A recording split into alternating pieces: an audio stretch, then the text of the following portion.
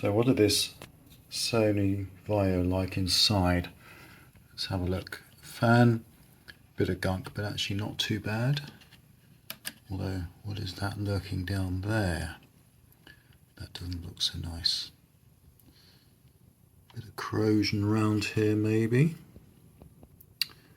Some bits of fluff, lots of fluff everywhere.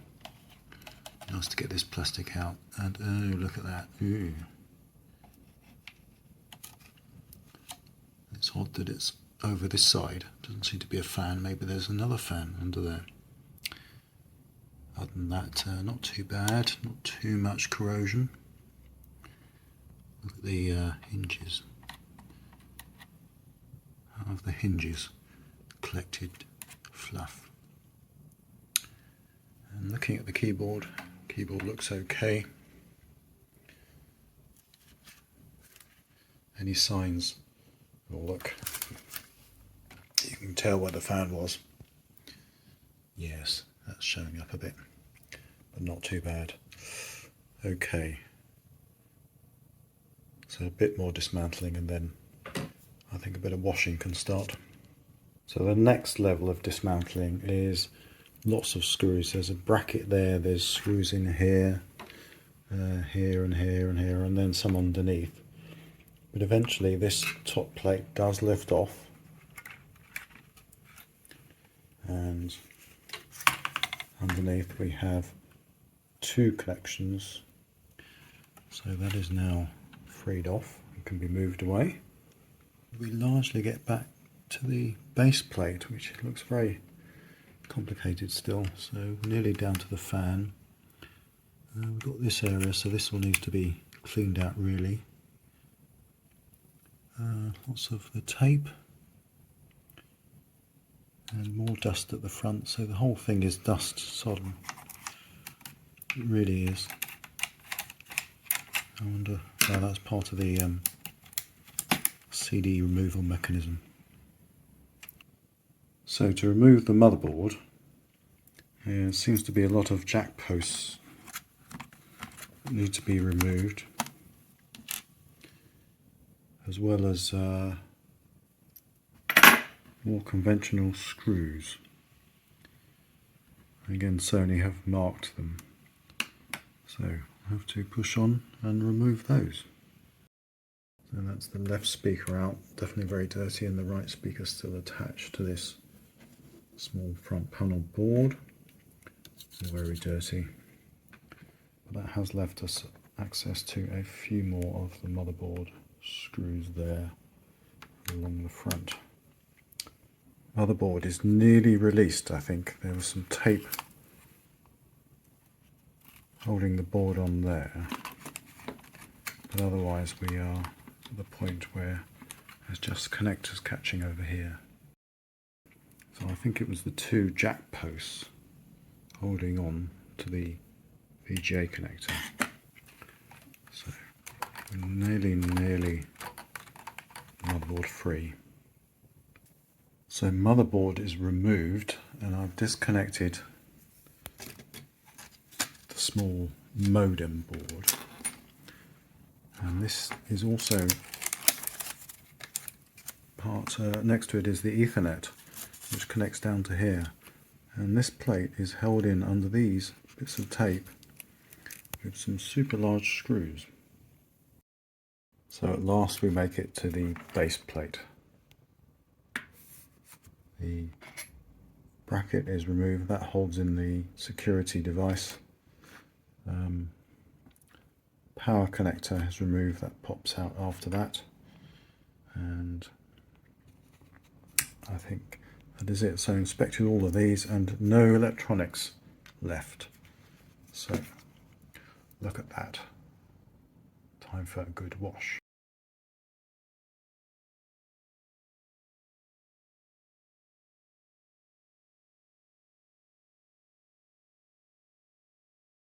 Here are the huge number of pieces that have had to wash and dry overnight.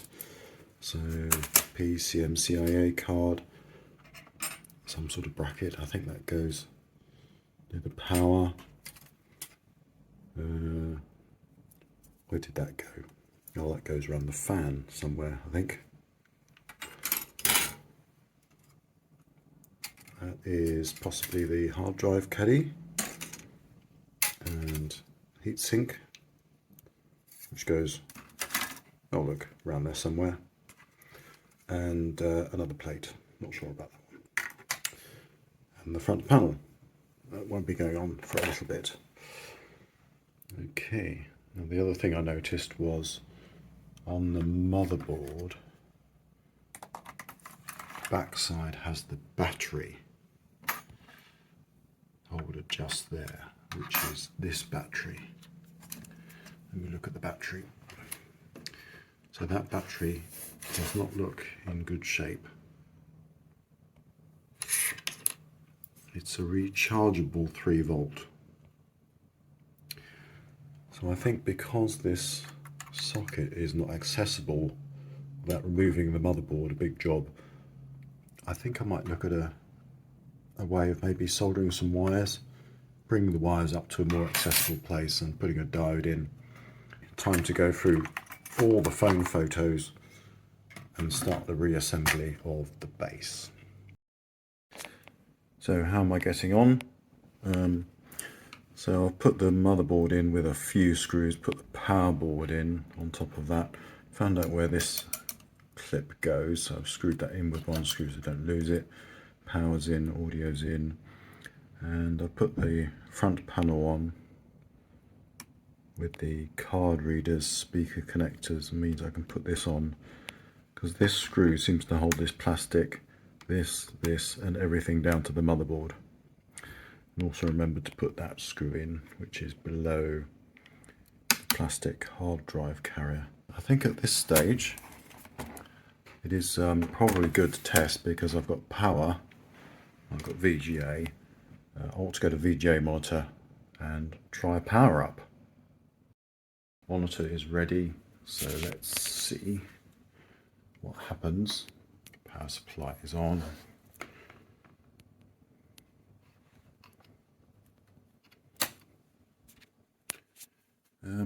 Probably need to find the power button. Power.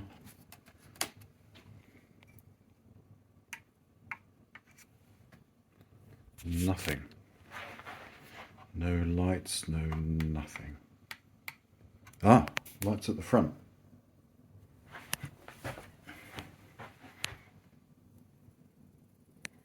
Power light showing at the front. We're going to get VGA.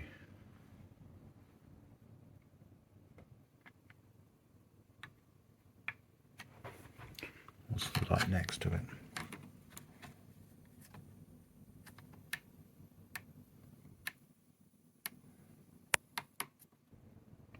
Maybe it's automatically shutting down.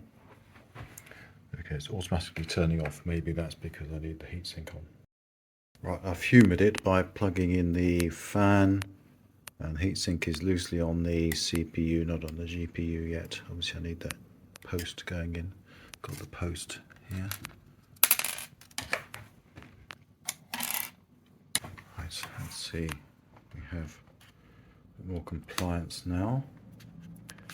So LEDs at the front, power on. And I saw the fan briefly move.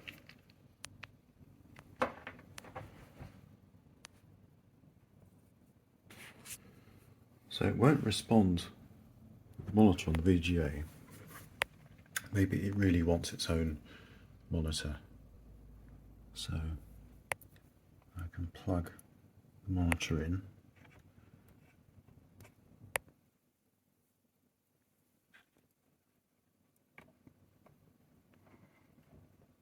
I guess that's the power. And there is the signal.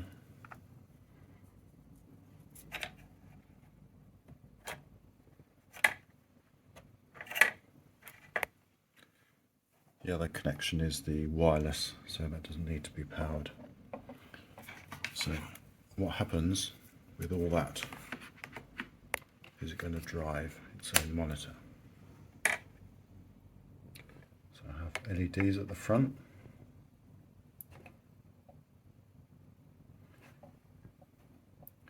keyboard lights, anything on the screen.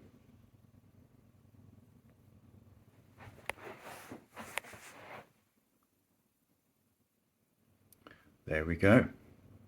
Operating system not found. That's fair enough. There's no hard drive. PCMCIA slot is attached, and heatsink goes over the top. That bracket goes over the top of that. So that's all in now. It's all feeling a lot more secure. I think I'll test this PCMCIA slot,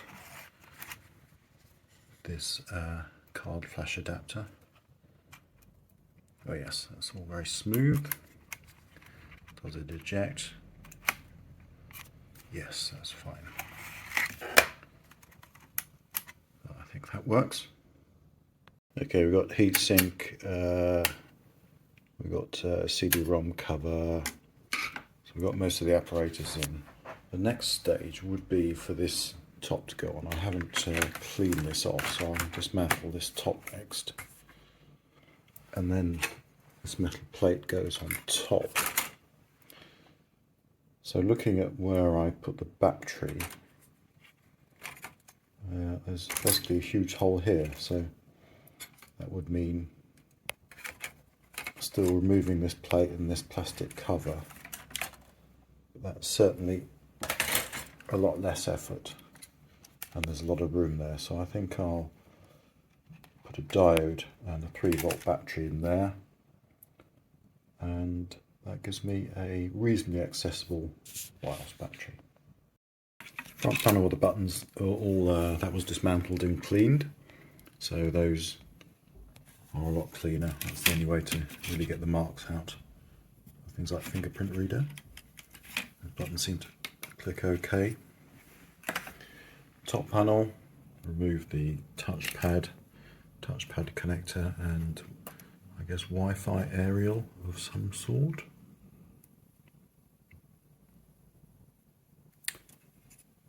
So just waiting for this to finish drying. This is just the plastic and the metal now, so that's had a good scrub in the sink to clear around the areas, and has come up fine. Not too many scratches. I've been hunting for the location of this jack post I have left over, and it's here. It's under the power board, so I'm going to try and release the power board, get that in. I don't want to remove the heatsink again. So my technique has been to put a screw in the top of the jack post, screw the jack post in gently, and then look at that, the screw is released, and we have the jack post in position. So I think the bottom is ready. I've double checked all the screws. I had to remove one there because that goes through a post. There's my accessible battery there, accessible with the top off, but no need to remove the front cover. Check the voltage. So put the lid back on, need to connect the small touchpad ribbon at the bottom. Time for another test. And I realised that this wireless card probably needs to go under the metal keyboard cover. Power button connected.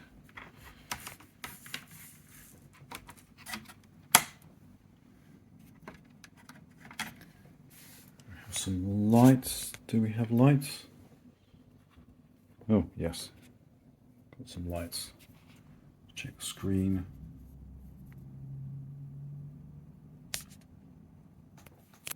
Come on screen, do something. Oh, speakers. Operating system not found. Hard drive plugged in and the USB keyboard. So I'm going to go for power again. Can hear the hard drive.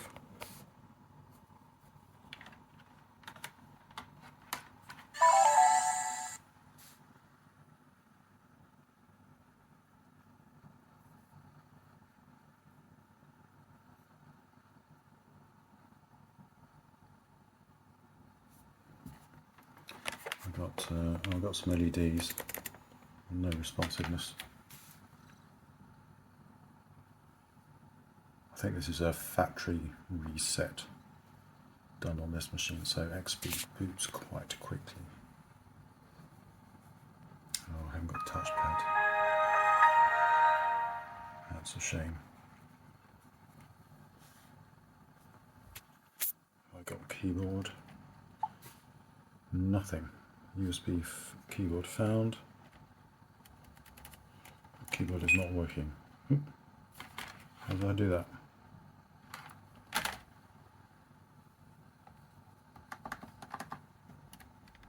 Ah. So, keyboard is run.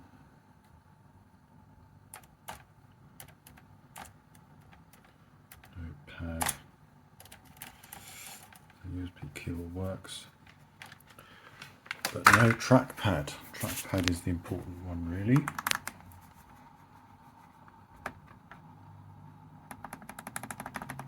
Let me have a look at that. Reseated the cable, but the mouse is very reluctant. The button does seem to work, but the movement is really erratic.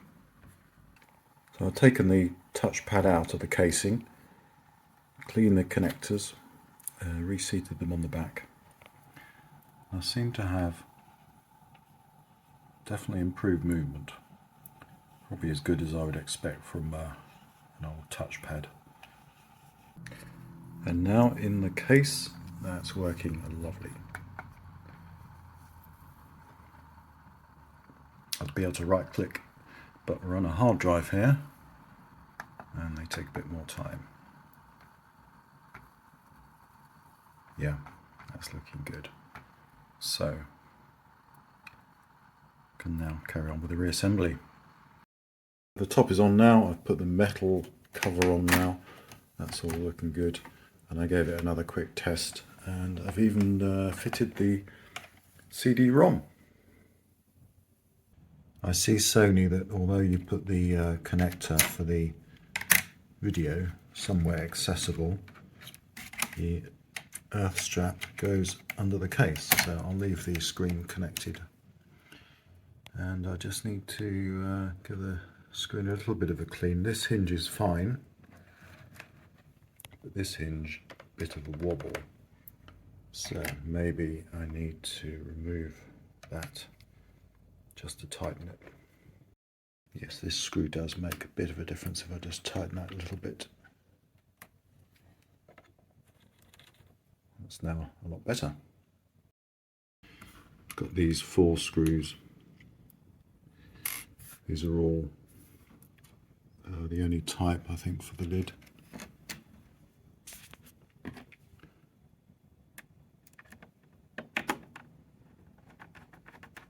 There's the 4 screws in. Let's give them a tighten up.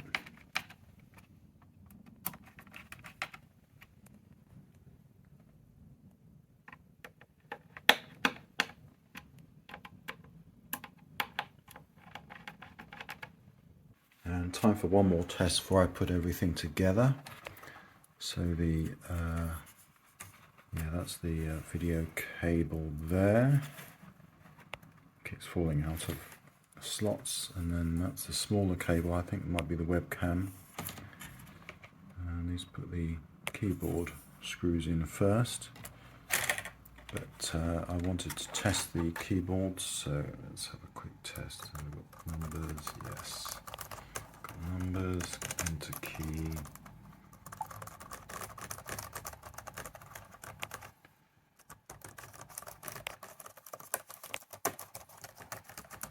Yes, I think they're all there. I've given the keyboard a wipe over. I'm not sure how to clean it. I didn't really want to disassemble it. There's some screws down the front, and importantly the large screw that holds the hard drive carrier in place. Put the fingerprint detector cable back in, so I'm hoping this will clip back in. Doesn't really look like it. Just not pushing in at all.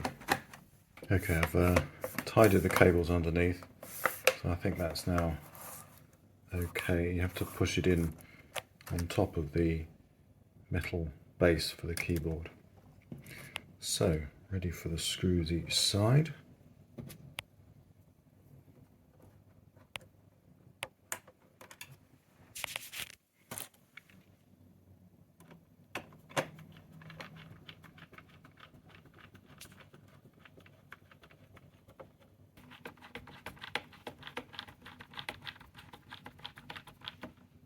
These two screws with the very large flat heads go in these positions. I needed two hands then. You have to push the top panel down to make the very short thread catch.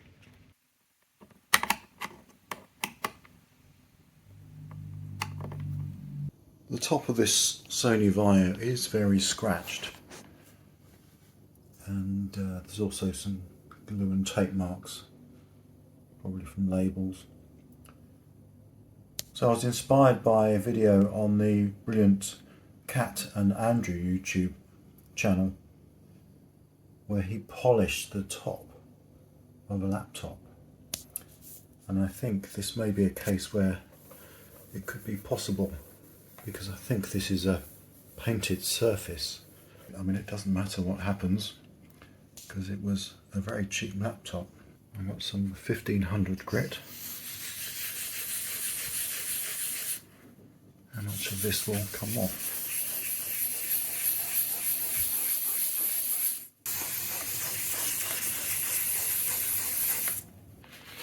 Dry it off a bit.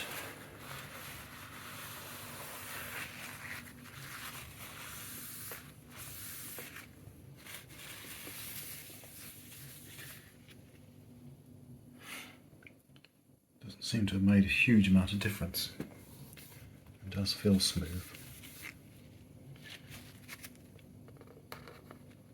Maybe drop down to some 1200 grit and do some of these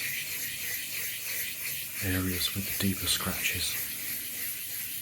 Now the 1200 grit was a little bit much, so I've ended up suddenly a whole patchwork went right through. So I wonder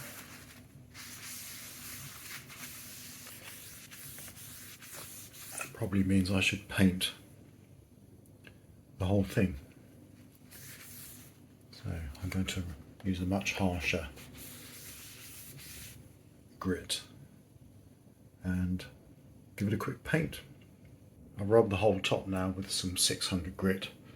That does mean I've got rid of all the glue over there. The logo was gone, and I think these scratches were down to this plastic anyway. So I think it might be fun just to paint the whole top now. I've got a bit of this left over. Don't need it to be high temperature, but why not? Use it up. And that colour looks, well, let's see how it comes out.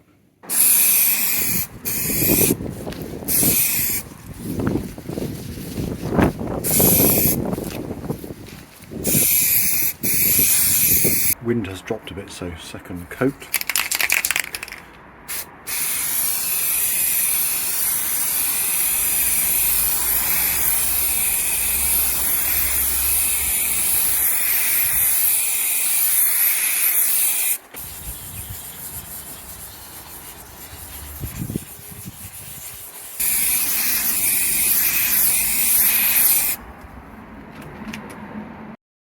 Well, I think my can of Halford's enamel paint was quite old, so it hasn't come out brilliant, but I think it's okay. That's quite bright and shiny. I'm trying to rub off lots of little specks that seem to have come off, but in fact with this cloth they seem to be rubbing off. So now it looks reasonably shiny and used up an old aerosol. And I booted up for one final test. Keyboard seems okay. Some lights here seem to be okay. And by default, do I get a program to test the camera, which I've not even tried yet?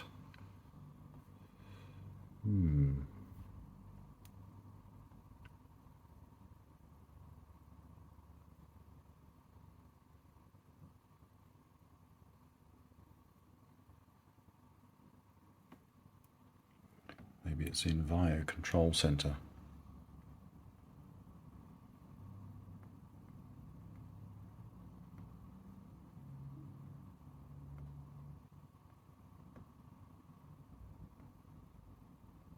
Maybe Windows Movie Maker. I've chosen video capture, best quality.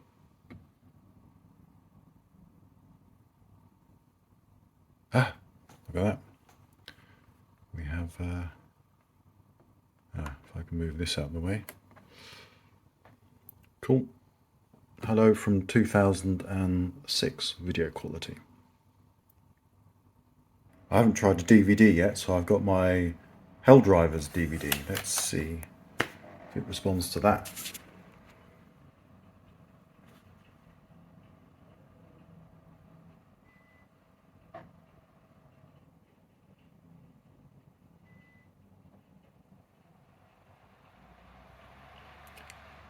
DVD spinning up. Play a movie using Inter-Video Win DVD, I think.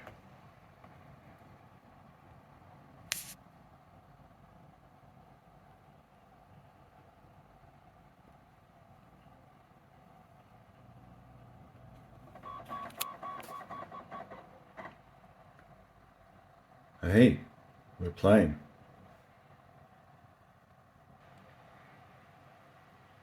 Granada Ventures.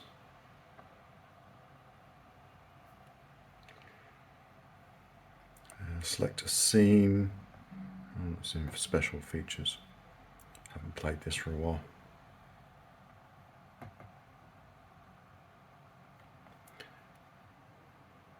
Theatrical trailer.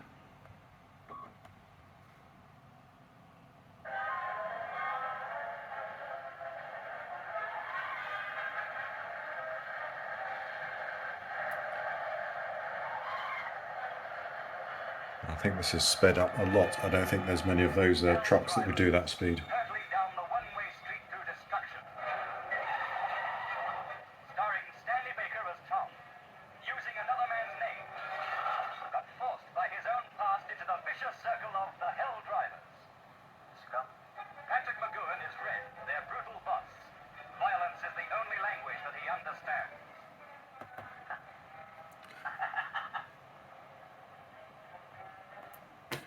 Right, that's good. DVD play.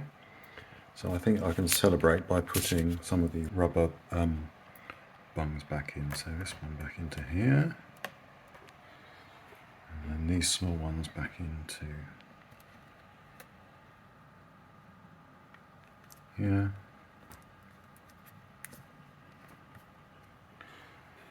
Original glue seems to be enough to hold them back in.